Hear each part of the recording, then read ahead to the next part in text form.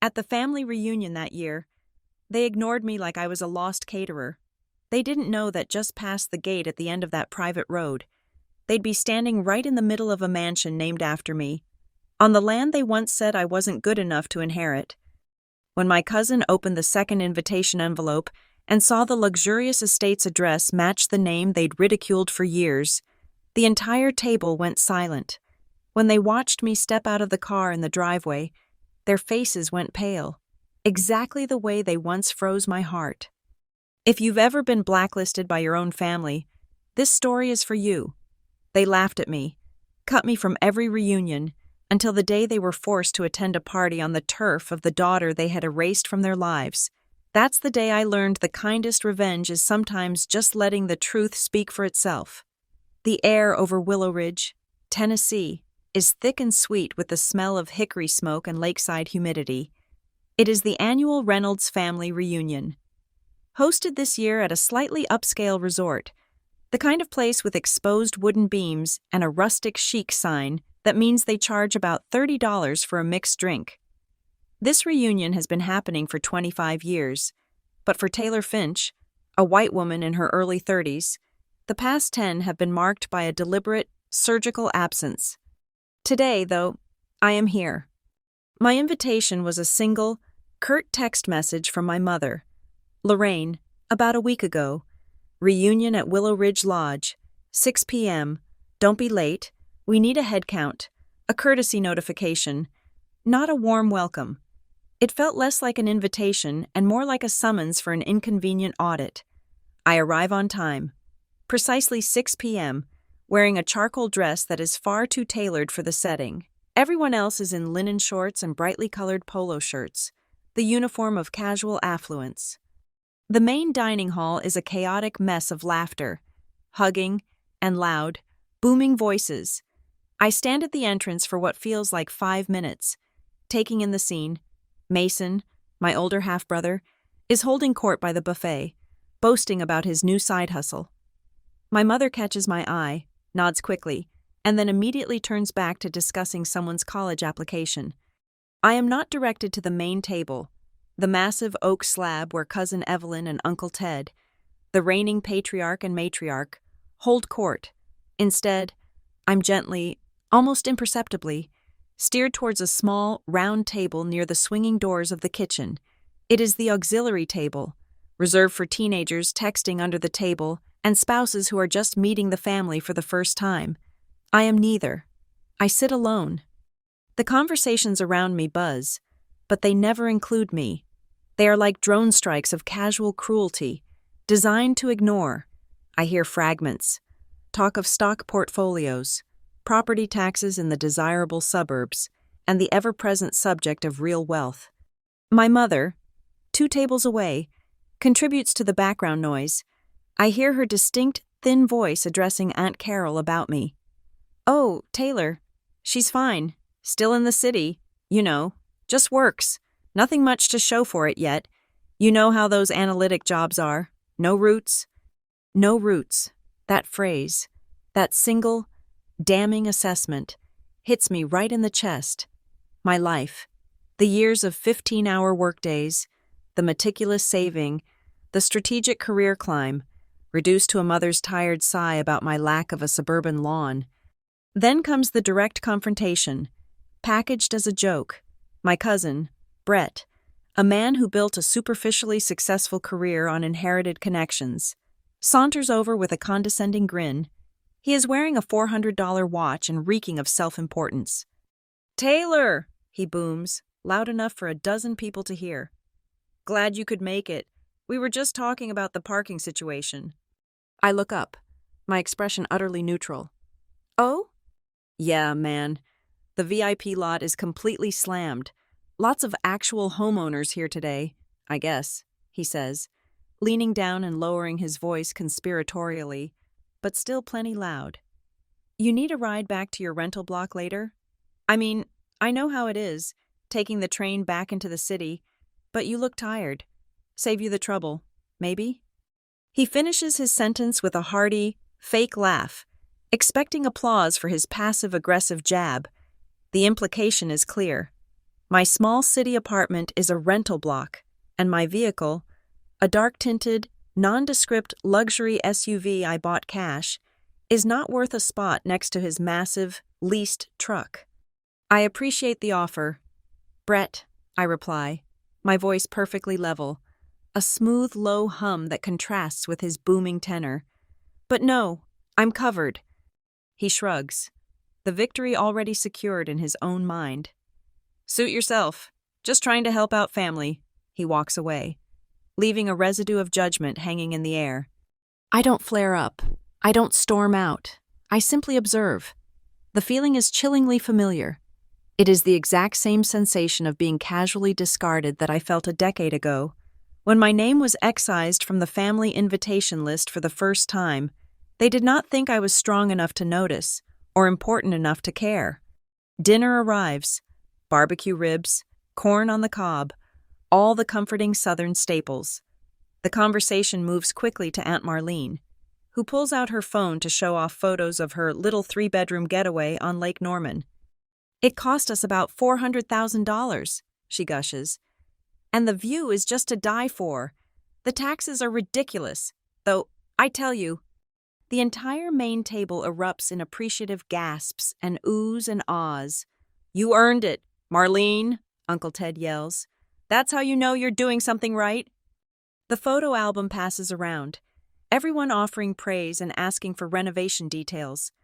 The phone eventually reaches the auxiliary table. The person next to me glances at it, then quickly passes it to me. When the phone reaches me, I examine the picture. A nice, slightly kitschy, mid-century modern home. I hold it for a beat longer than necessary. When I look up, the conversation has already moved on. No one asks me, "And what have you been up to, Taylor?" No one even glances in my direction. They are already discussing the high school football game schedule and Cousin Sarah's recent promotion at the local bank. I place the phone back down. The omission is louder than any shout. I am invisible, relegated to the background noise of their success narratives. Then, Uncle Ted, the self-appointed coordinator and master of ceremonies, stands up and taps his glass with a fork. The room slowly falls silent. All right, everyone, settle down. We have a little surprise announcement before we break for the night, Ted says, his chest puffed out. As you know, our annual reunion is important. It is our tradition, and for next year, we are taking things up a notch. A wave of excited chatter goes through the room.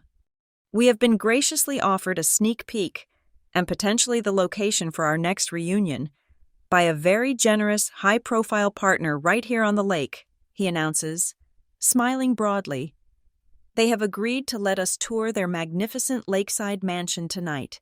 It is a true, honest-to-God estate, the kind of place we've only ever dreamed of hosting the Reynolds family reunion. He waves a thick envelope in the air. So, finish up those desserts. We are all going to load up the cars and take a little drive over to the estate after the meal. They have a security gate, so everyone needs to stick close to the lead car. The relatives start to buzz excitedly, their eyes shining with the prospect of seeing true, big-money opulence. It is an opportunity to momentarily feel part of the world they constantly chase. Man, I hope my old sedan does not look too out of place on the drive, a cousin jokes nervously. Do you think they have a private dock? Are we even fancy enough to step inside that place? Another laughs, a hint of self-deprecation mixed with genuine awe. That is the moment, the opening I've been waiting for. I take a final sip of my water, push my chair back slightly, and speak, my voice clear and steady, cutting through the residual noise. It is the first substantive thing I have said all evening. You won't need to worry about the lead car. Uncle Ted, I say, looking directly at him. He turns, surprised that the silent spectator has interjected. What was that, Taylor? Are you leaving early? I smile, a genuine, tiny upturn of the corners of my mouth that does not reach my eyes. It is the most dangerous smile I possess. No, I'm offering to take the lead, I say, calmly. Everyone can just follow my SUV once we get onto the main road. I'll open the gate myself. A beat of confused silence hits the table. Then, the inevitable laughter starts. "Taylor, bless your heart," Aunt Marlene chuckles, dabbing her mouth with a napkin. "The estate is on a private drive with serious security. Dear, I think the coordinator's car has the pass." "Yeah, Tay," Cousin Brett adds, still smiling at his own joke from earlier. "They probably don't have your access code in the system, huh?" I let their laughter wash over me. It is the same sound of dismissal I have heard for 10 years. I stand up, pulling my key fob from my small clutch bag, the heavy metal of the key ring cool against my palm. I lean down slightly, addressing no one in particular, but ensuring my mother, who is now watching with a flicker of concern, can hear every word.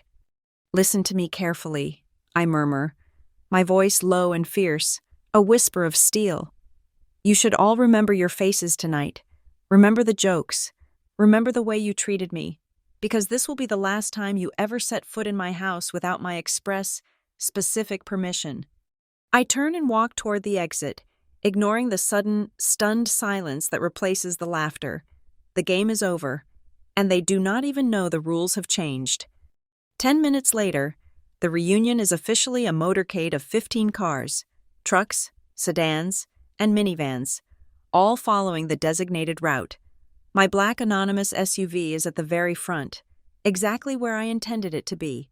The sun is just starting to dip below the ridge, bathing the lake in a fiery orange and purple glow. I drive with meticulous care, noting every detail in my rearview mirror, the worried look on my mother's face in the passenger seat of Uncle Ted's car, the flashing phone cameras of the younger cousins trying to document the adventure. They still think I'm just leading them to the place. They still think I'm the guide, not the owner. I signal a left turn off the state road and roll slowly onto a quiet, stone-paved road that winds between 2 rows of newly planted maple trees. The trees are young but perfectly maintained. The road is immaculate, curving slightly uphill.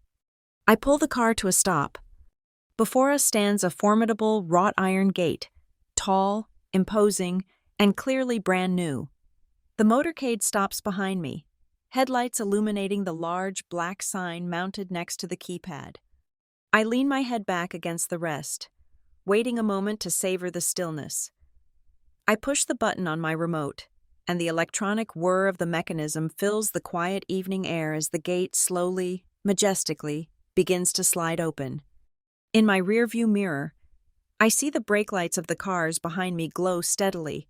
I cannot hear them, but I can imagine the sudden, panicked questions. Why is she opening it? Does she work here? As the gate parts fully, my headlights catch the sign again, this time illuminating the small, tasteful brass plaque mounted just below the main private drive warning. The plaque reads only 2 words, Finch Estate, and right underneath it, in small, perfect script, a private property of T. Finch. I do not need to look in the mirror again. I know the feeling now coursing through the family's cars, that icy grip of realization, the sudden, terrible dread of a joke gone wrong. The faces that laughed at me 5 minutes ago are now going white in the reflected light of the Tennessee sunset.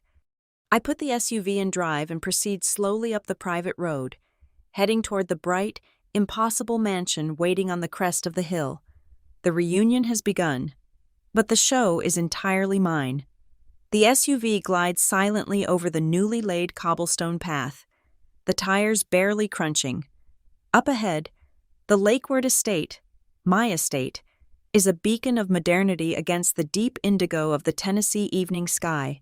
In the rearview mirror, the headlights of the dozens of cars following me flicker.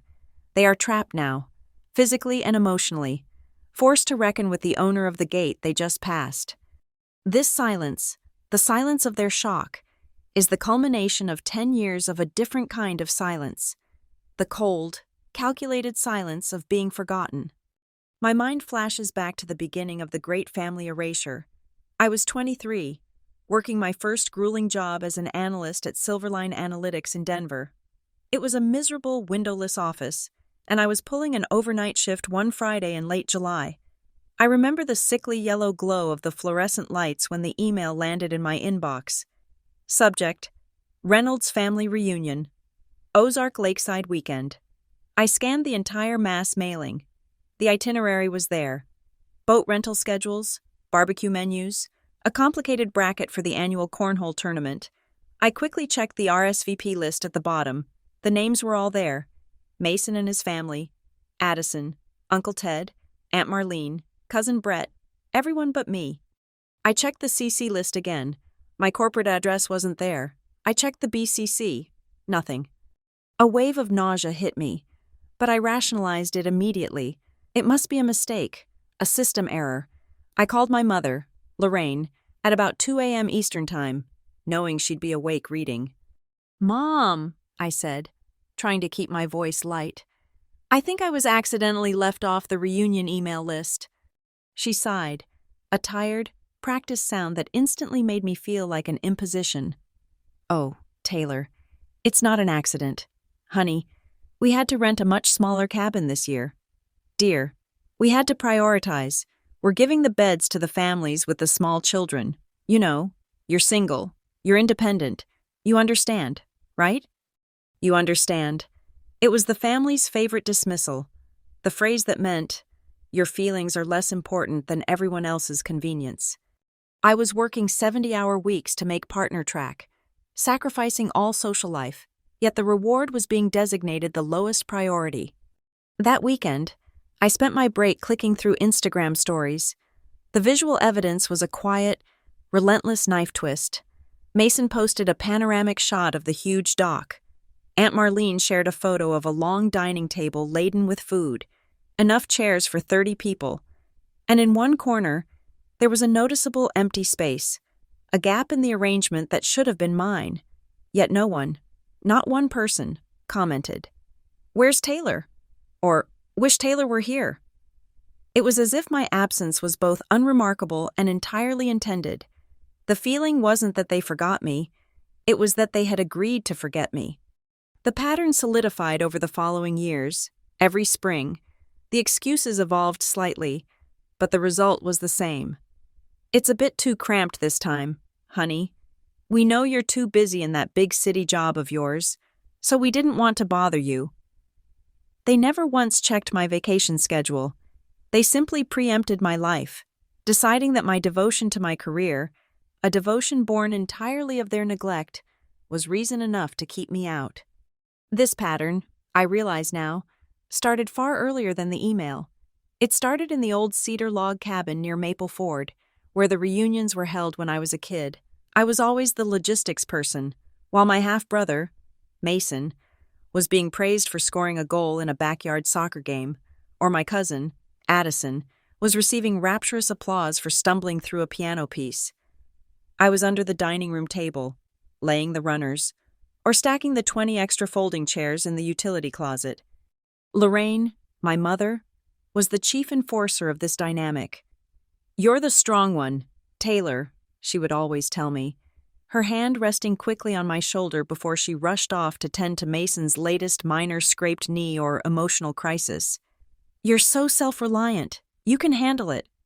It was a brilliant, cruel sleight of hand. My resilience was used as the perfect justification for ignoring me. My independence meant I didn't need their comfort or their attention. They mistook my ability to cope for my lack of need.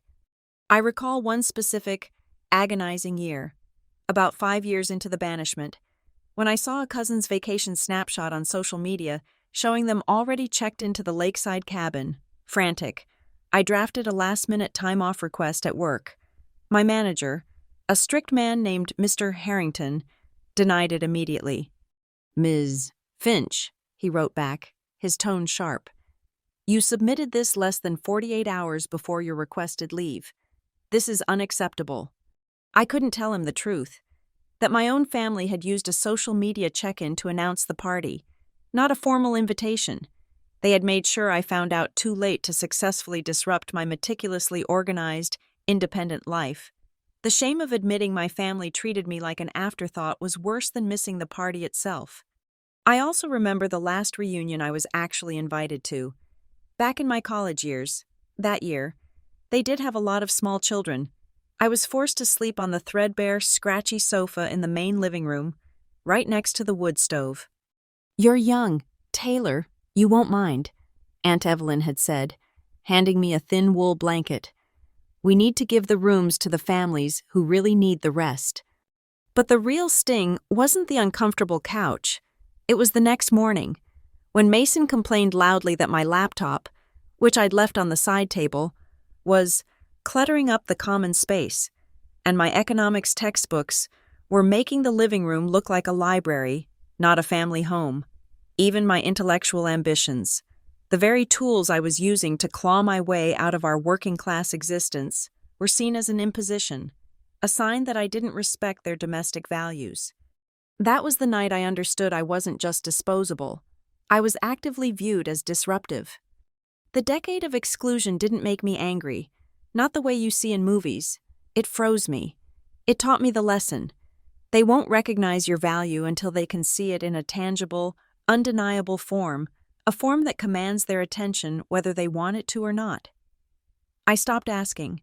I stopped craving the flimsy reassurance of a family that only loved conditionally. The deep, cold cut became the fuel line to my relentless career ambition. The flash fades, and I'm back in the present. The hum of the engine a steady counterpoint to the thudding of my own heart. The drive is nearly over, the trees part, and the full view of the mansion, my creation, my defiance, my sanctuary, fills the windshield. I tighten my grip on the steering wheel, the leather cool and firm. The family is right behind me, their silence a heavy, collective presence. Tonight, they will not be allowed to change the subject, or turn the camera away, or tell me to sleep on the couch. Tonight, the only voice that matters is the one that was deliberately muted for 10 years. Tonight, the people who intentionally removed my name from their guest list will be forced to hear every single detail of the story, told by the woman who now owns the stage. My professional life in Denver, Colorado, was a world built entirely on logic, evidence, and verifiable success, the polar opposite of the emotional, chaotic mess that was the Reynolds family. Here, in the gleaming glass tower that housed Redwood Atlas Labs, I was Taylor Finch, lead data architect. The title meant something. It carried a 6-figure salary and the respect of people who dealt in objective reality, not petty sentiment. My office space was a corner desk in a vast, open-plan floor, overlooking the structured grid of downtown Denver. Everything here was measurable. My value was quantifiable. I remember one particularly high-stakes Monday morning meeting. I stood at the head of a long mahogany table, the glass walls of the conference room giving us a sweeping view of the city. I was presenting our new predictive risk model to the executive board. Behind me, the massive screen displayed complex data visualizations, cascading bar charts, heat maps illustrating market volatility, and a clean, concise dashboard summarizing potential exposure. The model anticipates a 4.2% increase in mortgage default risk across the Sunbelt subprime sector within the next 90 days, I explained, clicking cleanly through the slides. The executives, sharp, focused men and women, were utterly rapt, leaning forward, nodding at my analysis. That level of focused, respectful attention, the kind where people actually listen to the substance of your argument, was something my family had never once offered me. Not for anything. Not my scholarship to the state university. Not my first big promotion. Not even the time I won a community service award. They were too busy admiring Mason's new fishing boat. The only person who truly saw the architecture behind my success was Marcus Green, my mentor. Marcus was a black man in his late 50s, a veteran in the tech finance world, known for his calm demeanor and an uncanny ability to spot talent and insecurity in equal measure. He was the only person who knew the contours of my family drama, and the only person who once looked me dead in the eye and said, "Taylor, you are not anyone's backup option."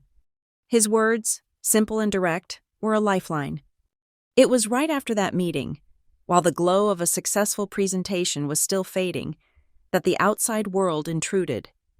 I was casually scrolling through my phone, checking the usual mix of work emails and news alerts, when I saw the notification, Reynolds Clan Group Chat, 72 unread messages.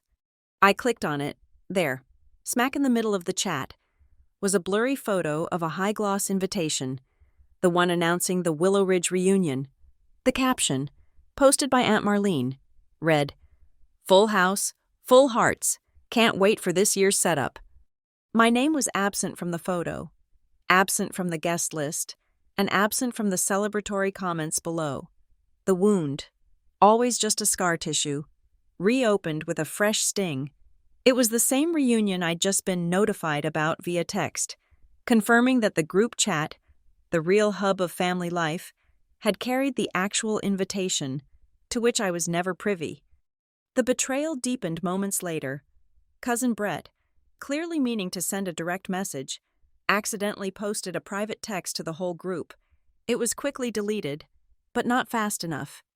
I saw the words, clear as day. "Better not invite Taylor.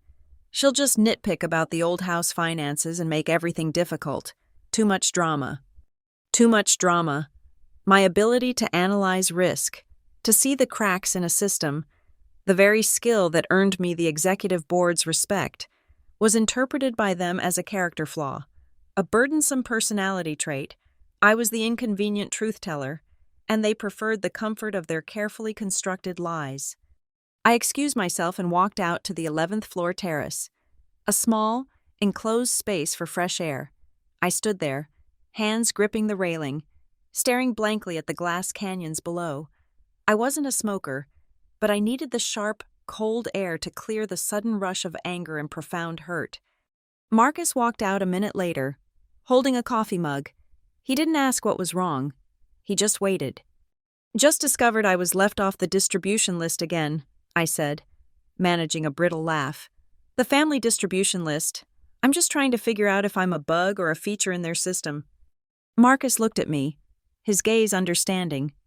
"It's never just about being forgotten, is it, Taylor?"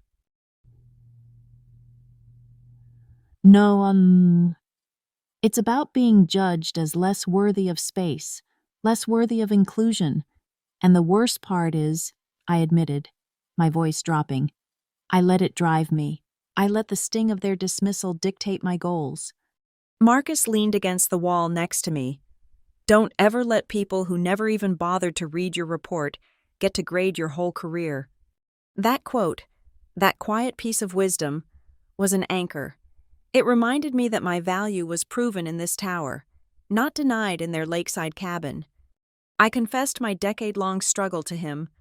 I bought my first small condo.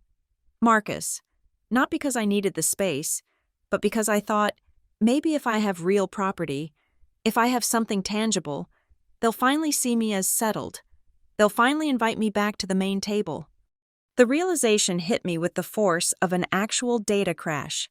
My entire professional arc, which I'd always claimed was for myself, was secretly being calibrated to win the approval of a group of people who simply weren't capable of caring. I was allowing their casual cruelty to define my trajectory, my happiness, and my self-worth. It was an appalling lapse in judgment, an error of emotional analysis. I had turned my life into a project to fix their flawed perception of me. In that moment, standing 11 stories above Denver, I decided to treat the whole mess not as a personal curse, but as a data problem, an optimization challenge. If the family was going to operate on the level of property and assets, then I needed to operate on the level of ultimate control. That night, I canceled my dinner plans. I didn't open the code repositories or the quarterly budget reports. Instead, I opened my personal laptop and, in the clean white search bar of the browser, I typed something I hadn't looked up in years. The name of the county where the Reynolds family historically owned their large lakeside plot, Cedarfield County. My search was no longer about longing for an invitation. It was about proprietary due diligence. The investigation was about to begin. The reunion was still happening, but the real party was about to start in the public records database. I navigated to the Cedarfield County Public Records website, a slow, clunky portal straight out of the 90s. I bypassed the front page and searched the land parcel registry using the old family address, the one for the lakeside cabin where all the reunions had ever been held. My initial thought was merely curiosity, a quick check to satisfy the analyst in me. I expected to find a clean deed, maybe a mortgage. What I found was a disaster wrapped in a series of digital liens. The property tax ledger screamed red flags. The family hadn't paid the full property taxes in 3 consecutive years.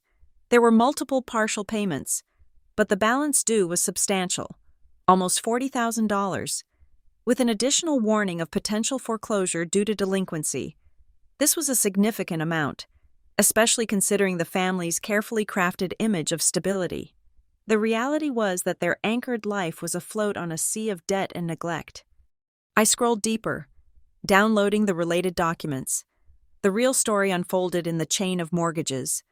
I saw a series of high-interest commercial loans tied to the property, all taken out by Mason, my mother's golden child. They were loans used to bankroll his string of innovative, sure-thing business ventures that, judging by the subsequent liens, had all crashed and burned spectacularly. The interest rates were astronomical, bordering on predatory, signaling the lenders knew the risk was high. Mason was not just a failure, he was an active drain on the family's assets. Then, I spotted the document that stopped my breath entirely, titled in a clumsy, digitized font, Family Governance Addendum. It was a scanned, low-resolution file. I clicked, and the screen filled with legal jargon. It outlined a structural change to the ownership, creating a small, exclusive committee for all financial and property decisions. The primary authorized party was Cousin Evelyn. I skimmed through the boilerplate text until I hit the small, indented paragraph at the end. It was printed text, but below it, scrawled in hurried, slanted handwriting, Evelyn's handwriting, was a note that turned my blood cold. Suggest we do not invite Taylor Finch to any meeting regarding family assets.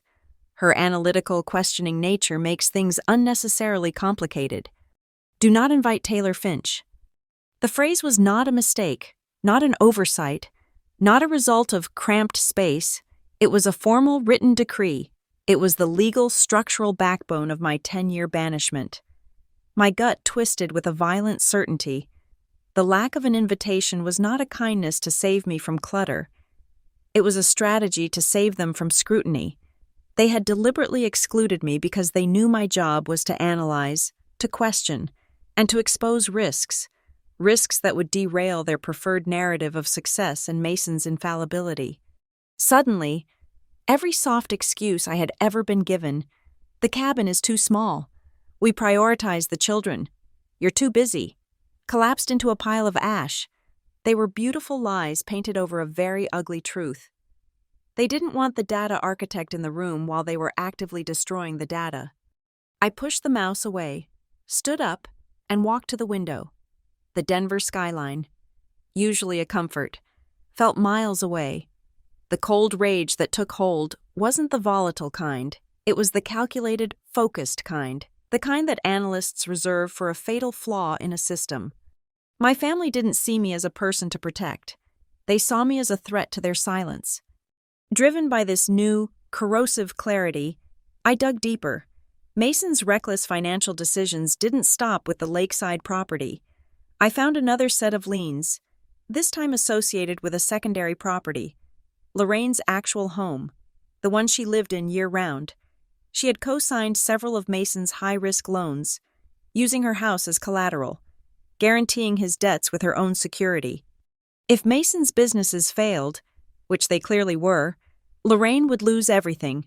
The protective mother, the one who chose Mason's comfort over my inclusion, was now staring down the barrel of total financial ruin, all because of the child she privileged. The betrayal was multifaceted. They had removed me to protect their lies, and in doing so, they had endangered the very people they claimed to be saving. They had literally used my absence to create a blind spot that was now consuming them. I stared at the scanned page with Evelyn's hasty, damning note. My professional self, the architect who built safeguards against risk, felt a profound, moral outrage. They had made me an outcast. But they were the ones operating in bad faith, betting the family farm on wishful thinking and nepotism. The anger was no longer personal. It was about fixing a flawed, self-destructive system. I closed the public records and paused for a long moment, letting the full weight of the deception settle. Then, without a sound, I opened a completely separate folder on my desktop. It held the templates for commercial real estate contracts I used for high-net-worth clients at Redwood Atlas. I opened a purchase and sale agreement template. The cursor blinked expectantly in the blank field next to target property address. I typed, slowly and deliberately, the exact address of the beleaguered lakeside family property. It was the first time I had ever targeted a family asset. It wouldn't be for personal use, not yet. It would be my first move. A tactical seizure of the one variable that was currently destroying them. It was time to replace their secrecy with my strategy. The game was no longer about getting an invitation. It was about owning the table. The strategic phase of the operation began immediately after I closed the land registry files. This wasn't revenge fueled by emotion. It was financial restructuring driven by cold logic.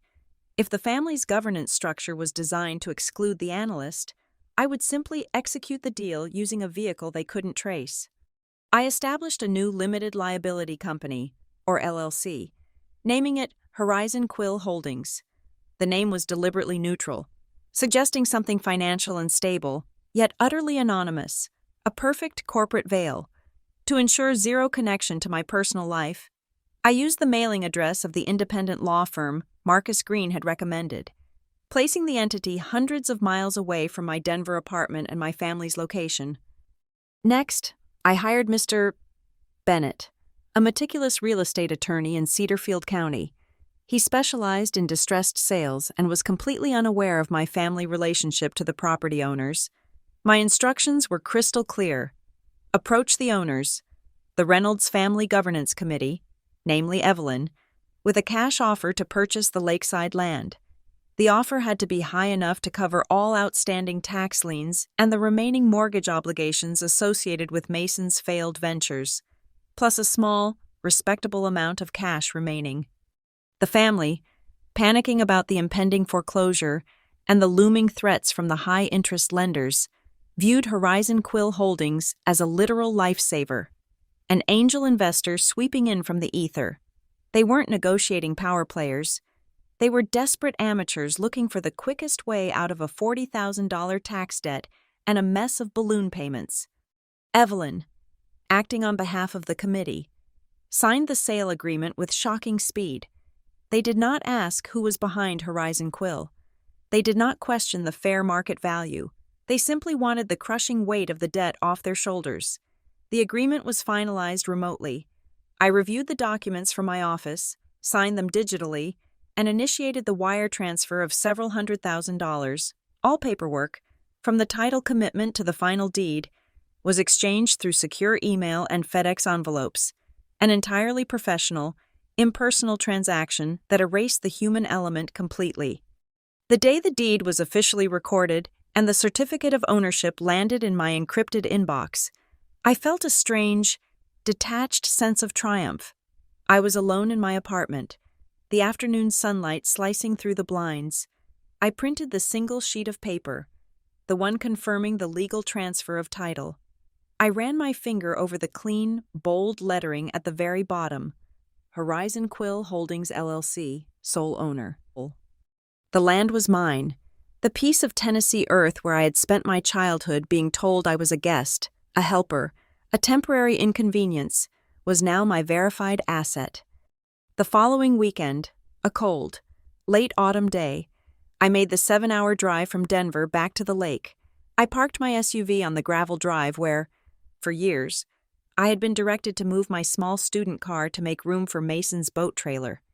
The old cabin looked defeated. The familiar cedar siding was grayed and cracked. The gutters were choked with debris, and the porch railing sagged perilously. It was evident the family had treated the place not as an inheritance to be cherished, but as a stage prop for their annual performance of prosperity.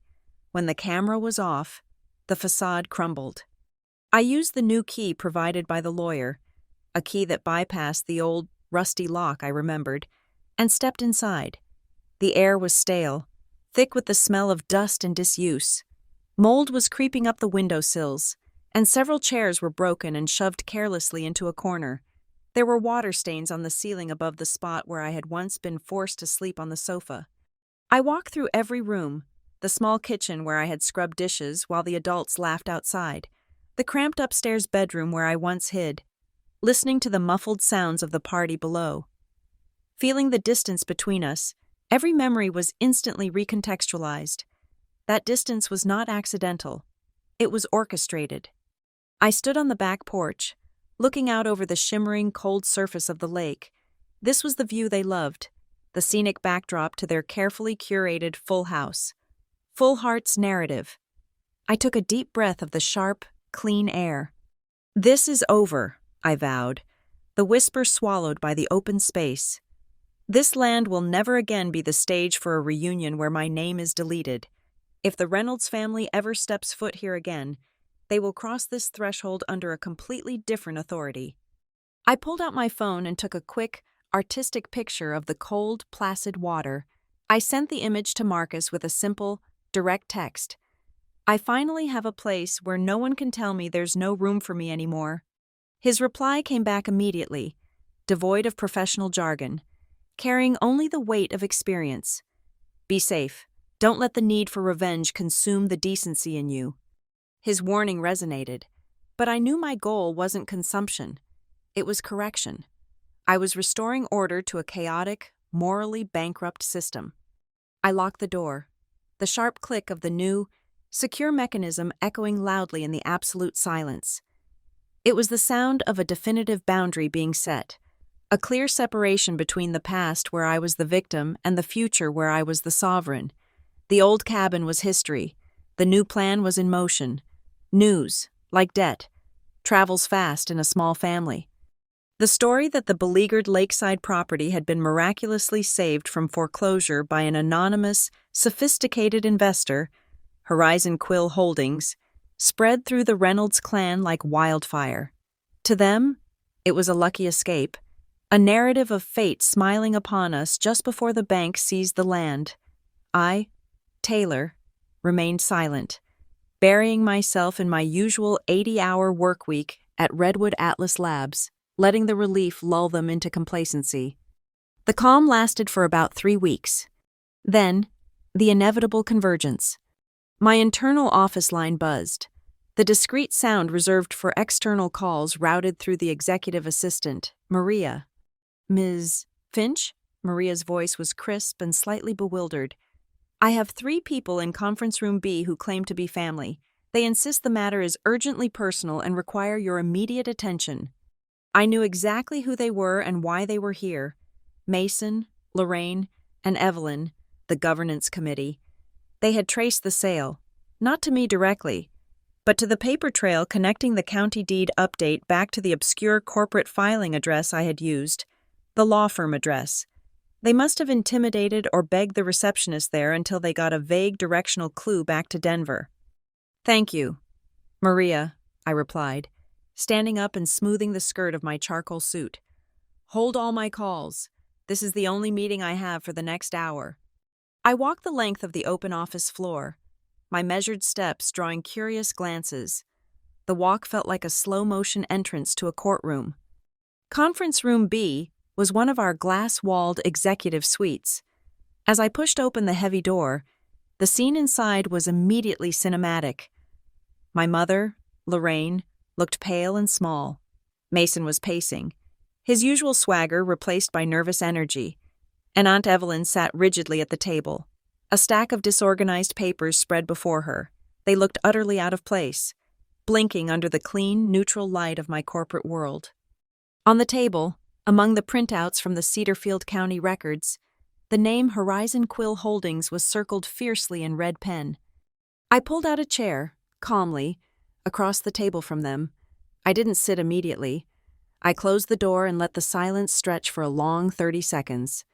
Evelyn was the first to break. She pointed a shaky finger at the papers. This Horizon Quill Holdings Company, It's predatory. Taylor, they leveraged our distress. They swept in when we were financially vulnerable to seize family property for pennies on the dollar. I finally sat down, opening my laptop.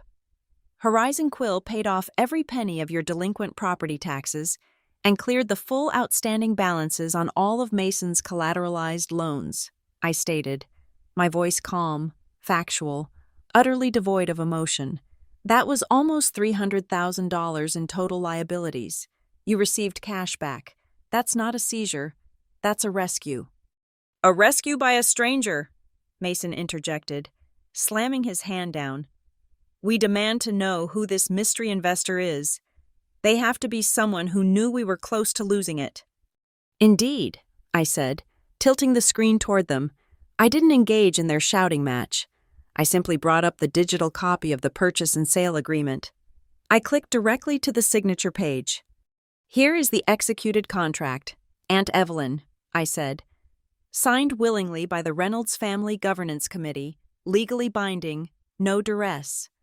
I paused for effect, then clicked the mouse again, bringing up the corporate filing document. I rotated the laptop screen fully so it faced the three of them. I didn't waste time on the LLC address or the registered agent. I pointed to the small, crucial line under the Articles of Incorporation, the one that named the individual behind the corporate shell. Beneficial owner, T. Finch. The air rushed out of the room. Mason stopped pacing. Evelyn's mouth snapped shut. My mother, Lorraine, reached out a hand to steady herself on the glass tabletop. You bought the house? Lorraine stammered, her voice a thin, shaky whisper. Taylor, how could you do this to your own family?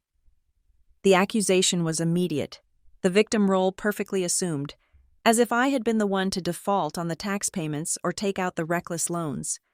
I met her eyes. I didn't shout. Shouting was their style. My style was surgical analysis. How could I do this? I repeated, leaning forward slightly.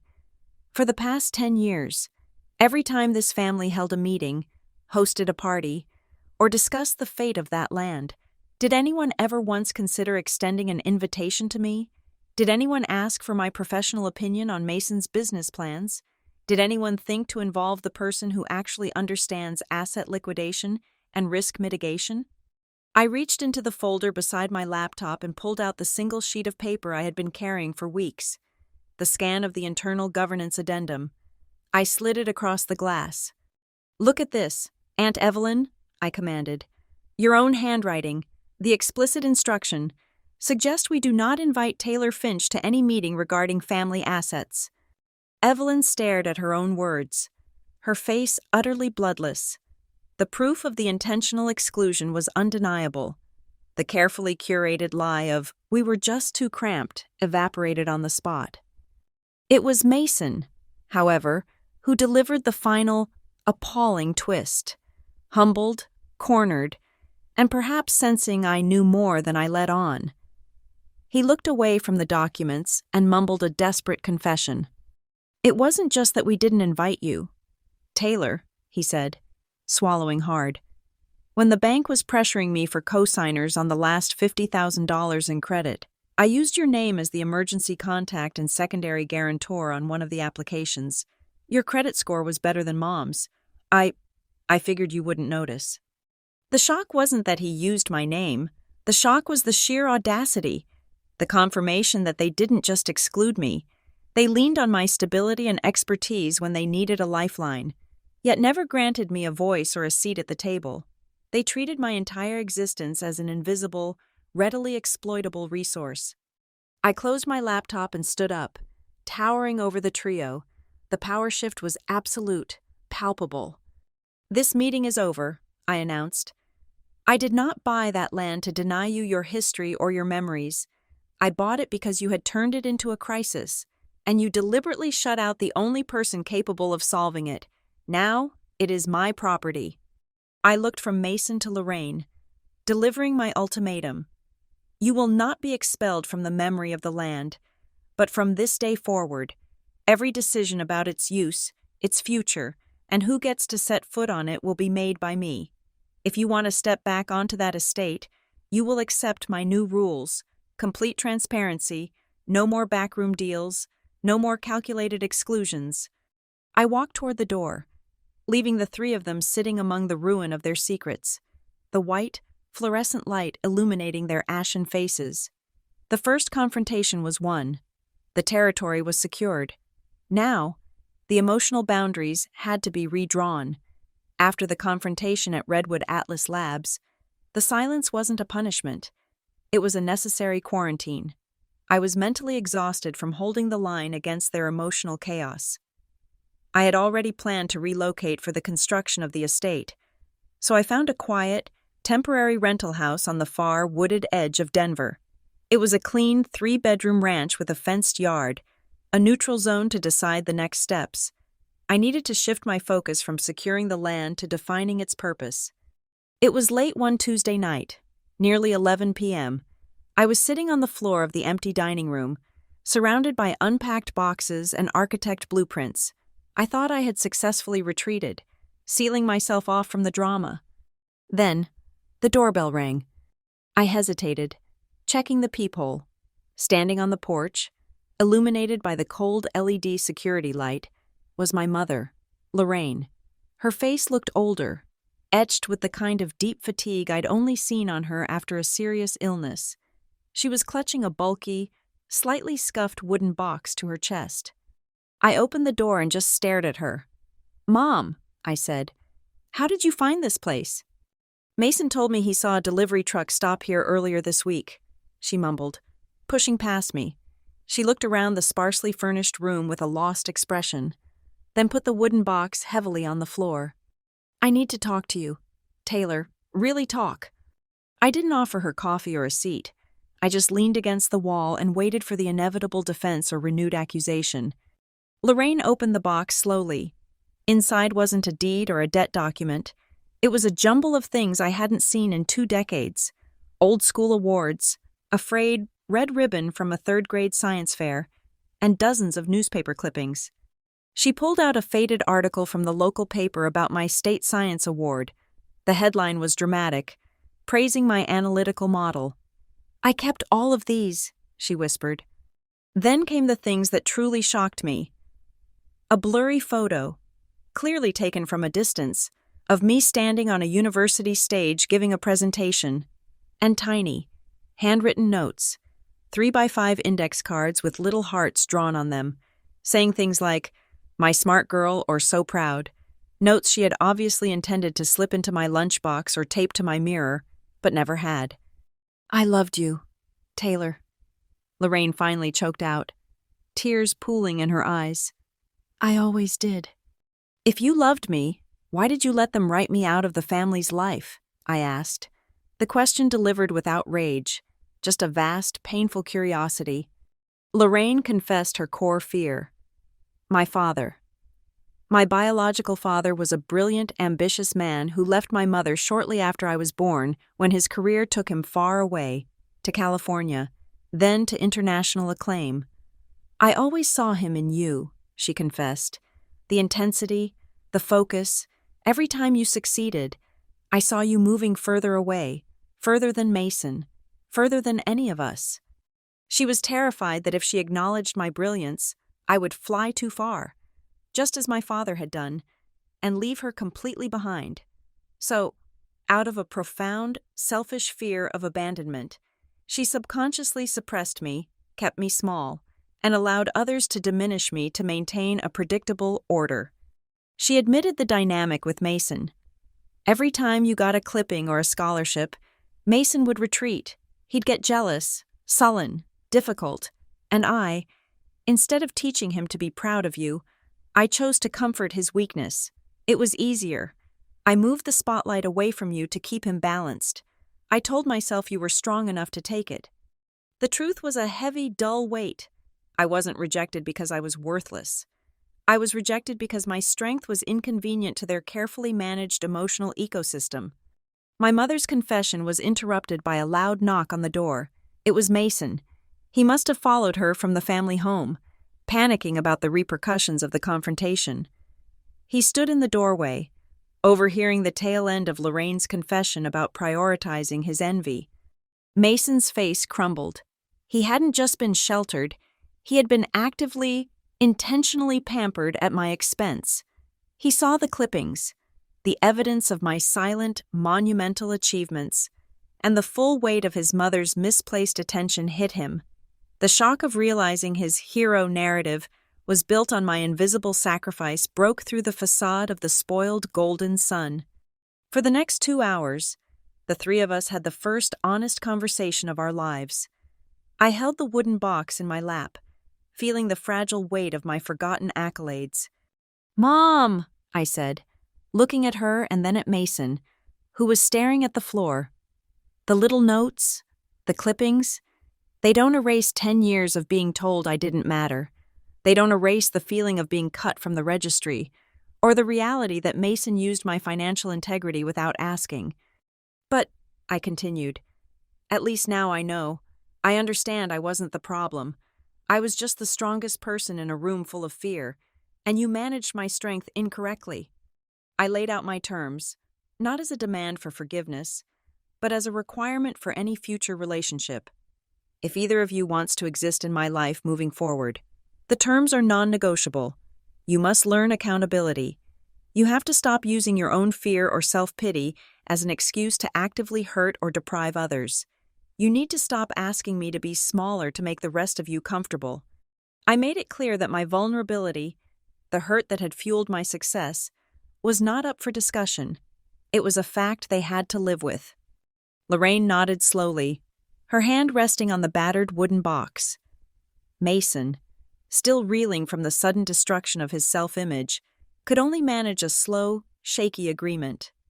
Later, long after they had gone, I stood alone in the dark backyard, looking out at the city lights twinkling in the distance. The land was secured. The emotional truth was exposed. The next question wasn't how to secure the property, but how to deploy it. The estate wasn't just a home, it was a tool, a new boundary marker. The final phase of my plan wouldn't just be about ownership, it would be about using that property to enforce the new rules of engagement, forcing the entire family to accept the reality that I, the outcast, was now the one who defined the limits of their world. The universe, it seems, has a theatrical flair for irony. Just as I was solidifying my plans for the lakeside property, Redwood Atlas Labs announced a major regional expansion. They needed an executive to helm the new Nashville, Tennessee, office, a key strategic hub near the Sunbelt operations. I was the obvious choice. The offer came with a promotion to Regional Strategy Director and a salary bump that elevated my net worth to a truly dizzying 7-figure level. The relocation placed me squarely in the region of the Finch estate. It wasn't just coincidence, it was destiny offering me a stage. I immediately sold the temporary Denver rental and moved my operations to Nashville.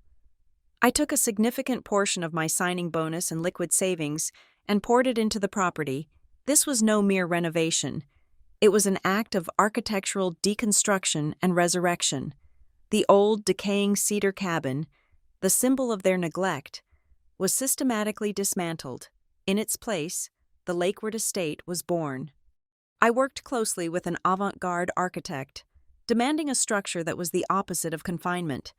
The result was a stunning modern mansion dominated by vast expanses of glass, cantilevered terraces, and an infinity pool that spilled visually into the surface of the lake. Every room was designed to be open, flooded with natural light, offering unobstructed views. It was a direct, silent rebuttal to the dark, closed-off rooms where I had been forced to keep quiet and invisible as a child. The construction took just under 1 year. Inside, the details were deliberate. I installed a custom-made dining table, a single, massive slab of polished walnut, long enough to comfortably seat 35 people. There would be no auxiliary tables, no squeezed-in chairs near the kitchen. Everyone would sit at the main table, and everyone would be visible, on the walls. I hung large, abstract expressionist pieces, no sentimental family portraits, no nostalgic images of the past. This house, the art declared, belonged entirely to the present I had created. Marcus Green, my mentor, flew in once to tour the construction site. He stood on the new pool deck, wearing sunglasses, looking out over the water. "Taylor," he said, turning to me with a wry smile, "I think you've built the regional headquarters for the Agency of Truth and Reconciliation, not just a house." I laughed, the sound rusty but genuine. "It's a place where, if my family ever dares to say, 'There's no room for you' again, they'll hear those words echo back at them, proving them a lie. I built space, Marcus, emotional and physical space." When the mansion was finally completed, a process that drained nearly $2 million, I officially registered it. It was a dual-purpose asset, my primary residence, but also available for rental as a premium, high-end event venue. The name, Lakewood Estate by Finch. The rental income was a secondary consideration. The primary value was the control it represented. The house became an immediate sensation in the local luxury event circuit. News and images of the high-tech director's glass house spread quickly among event planners in Nashville. And then, the universe delivered the final, perfect piece of choreography. A large, reputable corporate event planning firm contacted my property manager about a potential booking. The client was looking to host a large annual retreat. The timing? The last weekend in July. The exact time of the Reynolds family reunion. A quick cross-reference of the client details confirmed the delicious truth. The booking was made by a company that Uncle Ted, the self-appointed coordinator, was doing contract work for on the side. He had likely recommended the new, amazing mansion by the lake without having any idea who the owner was. The booking was for the Reynolds family reunion. I didn't step in directly. I didn't announce my ownership. I let the event management company handle the logistics, ensuring the contract was perfectly executed. I added one crucial, non-negotiable clause, buried deep in the fine print. The property owner, listed only as T. Finch, reserved the right to appear on the premises on the evening of the event to personally welcome a few special guests. Meanwhile, the digital buzz on the Reynolds clan group chat was deafening. "Can you believe we're staying in a $1 million mansion this year? Thanks. Coordinator Ted. I saw the pictures. It has an infinity pool. My kids are going to love the 80-inch screen in the media room. Level up family goals." They were ecstatic, posting emojis and celebrating the sudden, massive upgrade in their annual display of perceived affluence. They believed they had manifested this new, luxurious backdrop through sheer luck and good karma. They had no idea they were renting a stage from the person they had spent 10 years trying to silence. The afternoon before the reunion, the day of my quiet arrival, I drove alone up the sweeping private road to the Lakewood Estate. The afternoon sun caught the glass facade, making the house glow. I stopped the car just inside the gates. I looked at the meticulously maintained driveway, the custom-built stone wall, the perfect symmetry of the architecture. I thought about the dusty, broken cabin, the accidental exclusion, the calculated rejection, and Mason's desperate lie. My quiet voice cut through the stillness of the early evening. "If they want to see who is truly out," I whispered, leaning my forehead against the cool steering wheel, "they are about to get the most accurate data point of their lives." I put the car in drive and continued toward the house. The stage was set. The audience was arriving tomorrow. All that remained was my entrance. The initial gathering for the Reynolds family reunion was held in a rented conference lodge, a bland, carpeted room near the resort entrance, used mainly for check-in and the preliminary barbecue. I arrived precisely at 6:30 p.m., neither early nor late, dressed in a simple tailored black blazer. As I entered, I felt myself become an immediate anomaly, a foreign object inserted into their familiar, humming ecosystem. I offered polite greetings. Some relatives responded with distracted waves. Others pretended to be engrossed in their phones, avoiding eye contact with the woman they had seen storm out of a Denver boardroom weeks earlier. The conversations swirled around me, a predictable liturgy of superficial success. They talked about new property developments, new cars that were only leased but practically ours, and photos from recent cruises. The very people I knew were balancing astronomical debt and nearly lost their family land were busy projecting an image of stable affluence. It was a willful collective denial of the financial panic I had rescued them from.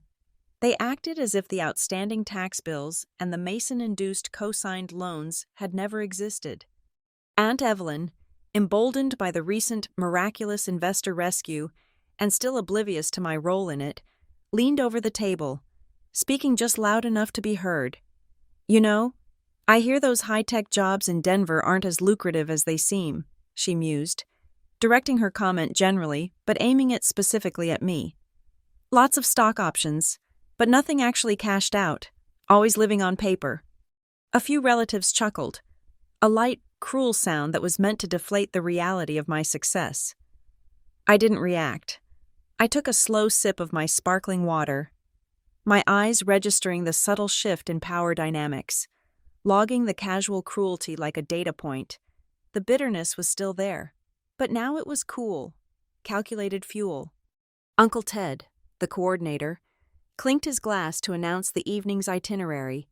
He beamed, a proud architect of their level-up experience.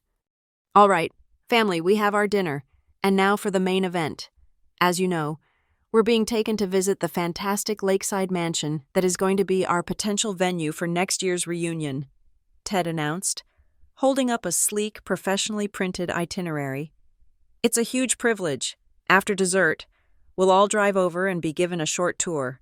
We can finalize the agreement and vote if everyone likes it." The phrase, "if everyone likes it," hit me with an electric current of cold excitement. That was the only unknown variable left. They assumed they were going to a third-party location, a potential rental, and their approval was the key metric. They assumed their feelings still held veto power. They had absolutely no idea the property owner was standing right there, fully prepared to reject their collective feelings. During the short dinner, the table returned to their usual stream of innocent, yet agonizingly insensitive, chatter. A few cousins complained about the rising mortgage interest rates, bemoaning how hard life is these days. There was not a single moment of pause, not a glance in my direction, not a whisper of apology for the financial and emotional leverage Mason had taken, or the systematic way they had excluded me. Their oblivion was total. As the sun began to set, painting the sky in deep, bruised purples and reds, the reunion broke up. Cars began to line up in the parking lot for the short drive. I walked to the valet, retrieved the keys to my polished black SUV, and ignored the cluster of family members waiting near the exit. My car was the only one in the entire line of family vehicles that had the magnetic access tag for the Lakeward Estate gate affixed discreetly to the bumper. Cousin Sarah, spotting my departure, called out with a mocking laugh that was half joke, half genuine envy. "Oh, Taylor is driving the lead car. Looks like the hired driver from the corporate event company has arrived to show us the way. Don't get lost." A wave of laughter rippled through the group. They found it hilarious. The idea of the successful data analyst being relegated to hired driver, I didn't flinch. I just got into the SUV, started the engine, and pulled slowly out of the lot. Let them believe I was the hired help. It made the coming realization that much sweeter. I drove along the quiet state road for about 5 minutes, until I reached the inconspicuous turnoff I had navigated many times before. I flicked on my signal, turned the wheel, and the SUV smoothly entered the private, stone-paved road that curved uphill between the rows of newly planted maple trees. I glanced in my rearview mirror. The line of headlights behind me was solid. They were committed. As I approached the top of the rise, the full majesty of the wrought iron gate came into view. Flanked by the elegant, newly installed stone pillars, the line of cars began to slow down, brake lights flashing red against the twilight. My headlights perfectly illuminated the large, custom-fabricated bronze sign mounted near the keypad. The metallic letters spelled out the name clearly. Lakeward Estate, Private Drive. I slowed to a stop before the gate. In the rearview mirror, I could see faces pressing against the windshields of the cars behind me. Curious, excited, ready to see the luxurious prize. I pressed the button on my overhead console, and the heavy metal gate whirred to life, smoothly drawing back into the stone pillars. As the gate cleared, I pulled forward just enough so that the family, now fully stopped behind me, could read the smaller, final line etched onto the brass plaque at the base of the pillar, the line the event planners hadn't bothered to read, the line that Uncle Ted had conveniently ignored. The internal camera of my mind zoomed in on their faces as they strained to read the inscription, their expectant smiles fading into sharp, horrified disbelief. Owned and designed by T. Finch. The laughter died entirely. The buzzing chatter ceased. The only sound was the idle hum of their engines and the soft, deliberate whir of my electric window motor as I lowered the glass, preparing to step out of the car and greet the very last guests they expected. I stepped out of the black SUV, the gravel crunching softly beneath my heels. The only sound, initially, was the smooth hydraulic whoosh as I used the remote to retract the massive iron gate. As the barrier slid away, it unveiled the full, breathtaking panorama of the lakeward estate. The mansion, composed of dark wood, shimmering glass, and polished steel, seemed to float above the landscape. Warm, golden interior lights poured through the floor-to-ceiling windows, reflecting on the still surface of the lake behind it like a vast liquid mirror. It was more than a house. It was a fortress of objective success, dwarfing the imagination of every person watching. A dead silence had fallen over the line of cars. The doors of the first few vehicles opened slowly, cautiously, as people began to emerge. Cousin Sarah, who had just mocked me as the hired driver, took one stunned step toward the property.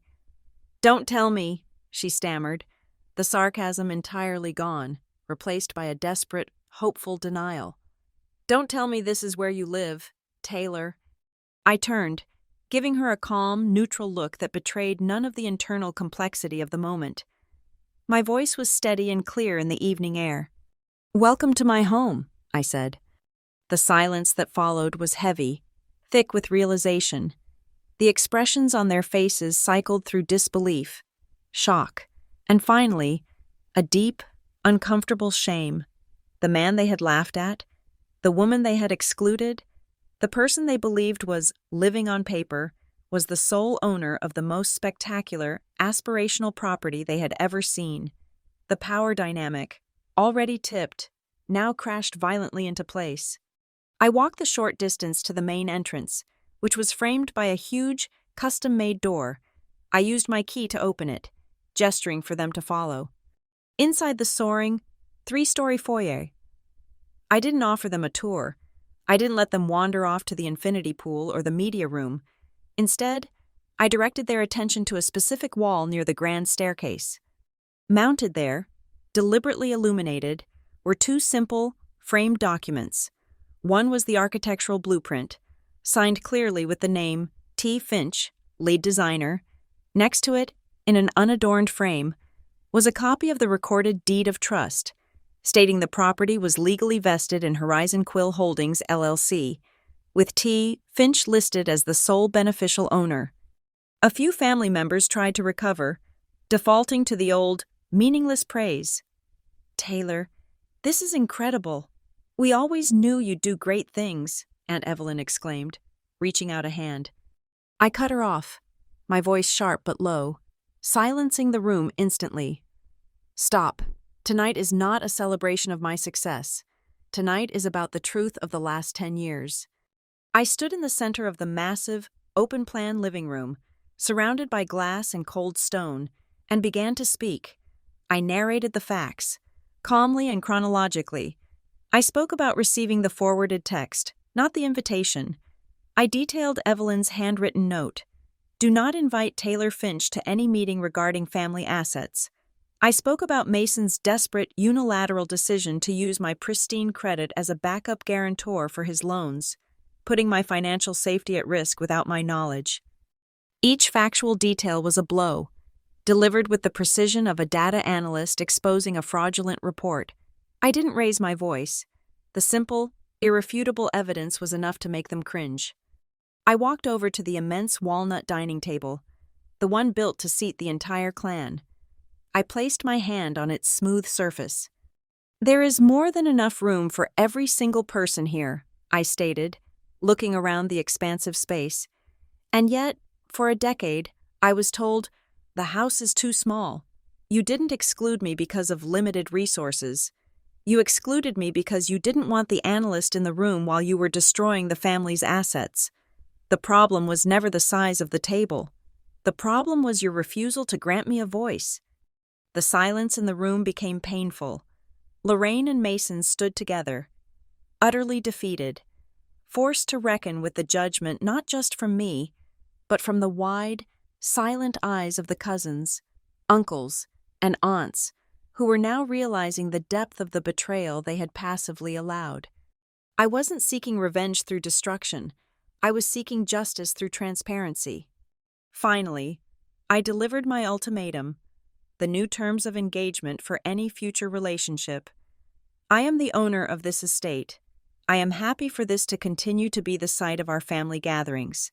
But the conditions are simple, effective immediately. Every decision must be made in the open. No more secret committees, no more private meetings, no more excluding anyone for any reason. If you cannot accept those terms, if you cannot agree to absolute transparency and accountability, then the gate closes permanently, and you will not return. My voice hung in the air, the cold, hard logic cutting through the decades of emotional manipulation. As the gravity of the choice settled upon them, the choice between my terms and this magnificent setting, Uncle Ted, a man who had often dismissed my career with a wave of his hand and the phrase, "Nobody really cares what you do, Taylor," tentatively raised his hand. "Taylor," he said, his voice husky, his eyes fixed on the long, empty expanse of the dining table. "If we agree to start over, right here, right now, do you think you could find me a place at that table?" I looked around the room, taking in the full measure of my power. The table was mine. The house was mine. The choice of inclusion, the one thing they had always denied me, was now entirely and singularly mine to give or to withhold. I allowed a small, almost imperceptible smile to curve my lips, a smile of quiet, satisfied sovereignty. I did not give him an immediate answer. For the first time in my life, I was the gatekeeper. Thank you all so much for listening to my story. I'd love to hear where you are listening from. So please drop a comment below and let me know. If you enjoyed this journey of truth and strategy, please subscribe to Lila Revenge Stories. Give this video a big thumbs up and hit that like button to help Taylor's story be heard by more people.